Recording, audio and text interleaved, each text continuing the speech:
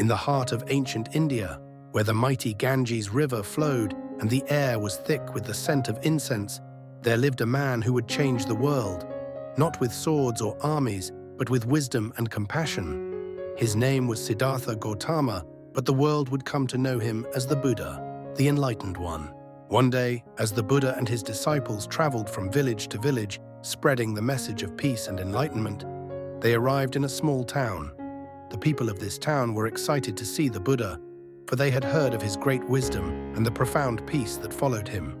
Crowds gathered, eager to listen to his teachings and find solace in his words. But not everyone was pleased with the Buddha's arrival. In this town lived a man named Angulimala, a notorious bandit and murderer.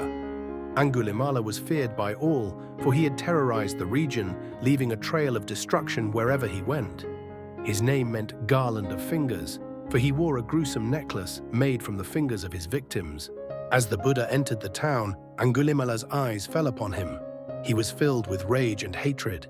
He decided that he would make the Buddha his next victim, adding yet another finger to his grim collection.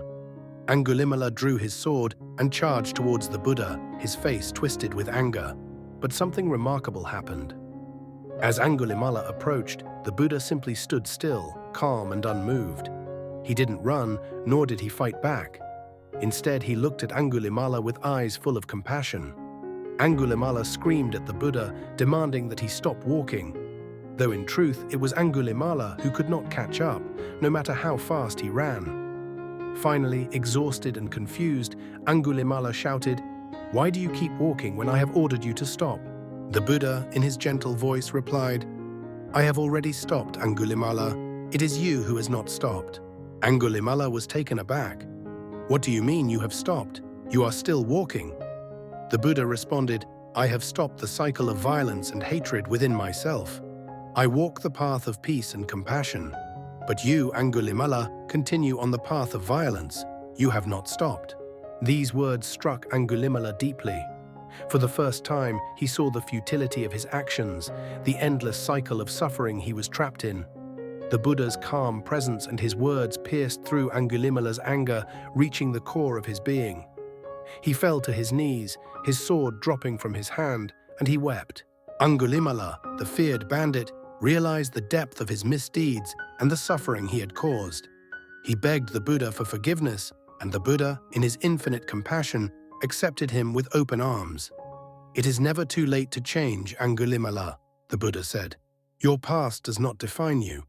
What matters is what you choose to do from this moment onward." From that day on, Angulimala became a devoted follower of the Buddha. He renounced his life of violence and dedicated himself to spreading the message of peace and compassion.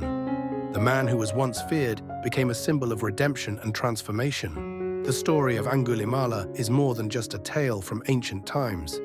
It's a powerful reminder that no matter how far we have strayed from the path of righteousness, it is never too late to turn back.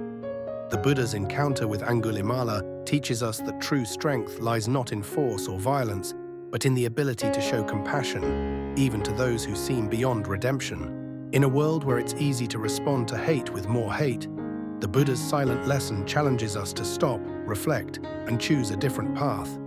We all have the power to break the cycle of anger and suffering, both within ourselves and in the world around us. Like Angulimala, we can find redemption and peace, if only we choose to stop and listen to the wisdom within.